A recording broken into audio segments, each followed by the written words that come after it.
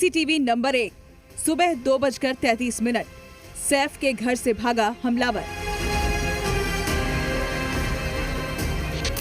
CCTV number 2, सुबह 7:06, बांद्रा पर सड़क पर चलते दिखा।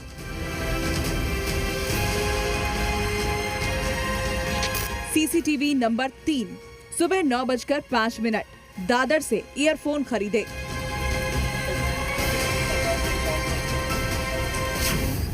इन 3 तस्वीरों में दिख रहा है कि कैसे हमलावर पहले सैफ के घर से भागा और फिर कपड़े बदले और बांद्रा से दादर तक का सफर उसने तय किया। मामले में एक के बाद एक नए सीसीटीवी फुटेज तो सामने आ रहे हैं, लेकिन सच सामने नहीं आ रहा। हमलावर अभी तक पुलिस को सिर्फ सीसीटीवी में ही दिख रहा है, पकड़ा नहीं जा रहा। 58 घंटे बीत चुके हैं, लेकिन 56 मिनट की कहानी अब भी मिस्ट्री बनी हुई है। आज जो सीसीटीवी सामने आया, सबसे पहले उसे आपको दिखाते हैं। सुबह 7:05 पर आरोपी तब दिखा जब उसने कपड़े बदल लिए थे। अब नीली शर्ट पहने था, लेकिन कंधे पर बैग वही था जो सैफ के घर में नजर आया। हाथ बांधकर सड़क पर चलता ये हमलावर दादर की तरफ जा रहा है। वहीं इसके बाद वो दादर में नजर आया, जो कि बांद्रा से करीब 35 किलोमीटर दूर है। पुलिस को शक है कि लोकल से वो दादर पहुंचा, जहां हमलावर ने एक दुकान में सुबह 9:05 पर ईयरफोन खरीदे। इस वक्त मैं उस दुकान में हूं जहां पर आरोपी ने ईयरफोन खरीदा और यहां पर मुंबई क्राइम ब्रांच की पुलिस जो है टीम पहुंची थी, मुंबई पुलिस पहुंची थी। हसन, आपसे जानना चाहूँगा कि क्या हुआ था उस दिन जो है यहाँ पर जब आरोपी आया, क्या कुछ जो है आपसे बातचीत की, क्या उसने आपसे खरीदा? बातचीत नहीं, खाली उसने मुझसे ईयरफोन ही मांगा तो मैंने उनको ईयरफोन ही दिया। वो आया सुबह में मॉर्निंग के टाइम पे, तो ईयरफोन लिया उन्होंने 50 वाला।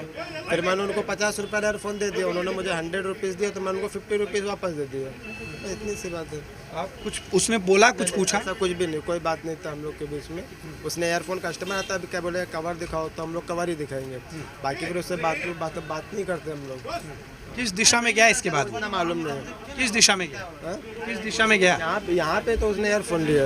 हाँ, फिर इसके बाद यहाँ से ईयरफोन लेके चला गया वो। कितना बज रहा था उस वक्त? 9 बजे के टाइम का बात है, 9, 5, 9, 10 ऐसा ही रहेगा। उसके बाद हमलावर ऐसी कौन सी जगह चला गया जो कि पुलिस के हत्थे नहीं चढ़ पा रहा?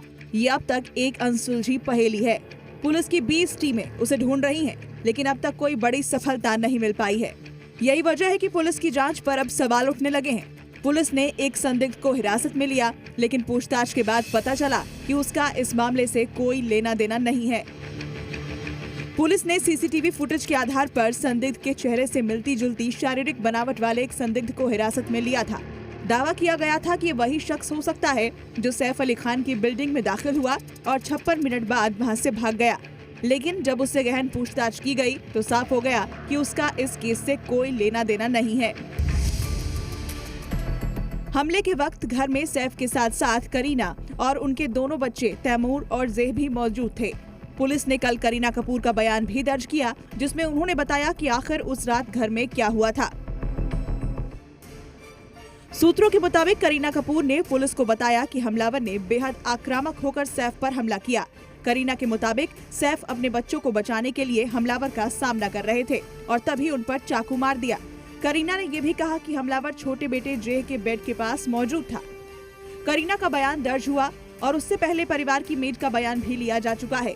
लेकिन एक बेहद ही हाई प्रोफाइल केस में अब तक गिरफ्तारी न हो पाना भी कई बड़े सवाल खड़े कर रहा है। सवाल उठ रहे हैं कि आखिर हमलावर को पकड़ने में इतनी देर क्यों लग रही है और ऐसा क्या है जिसे सुलझाने में मुंबई पुलिस और क्राइम ब्रांच को इतना समय लग रहा है। वहीं इस पूरे मामले में सुरक्षा पर भी सवाल उठ रहे हैं। बॉलीवुड के कई सितारे सैफ के ऊपर हुए हमले पर अपना रिएक्शन दे चुके हैं। शाहिद कपूर ने भी कल इस पर चिंता जाहिर की थी।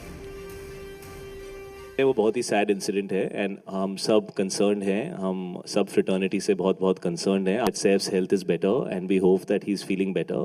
और आई थिंक हम सब बहुत ही शॉक थे जो हुआ उसके साथ।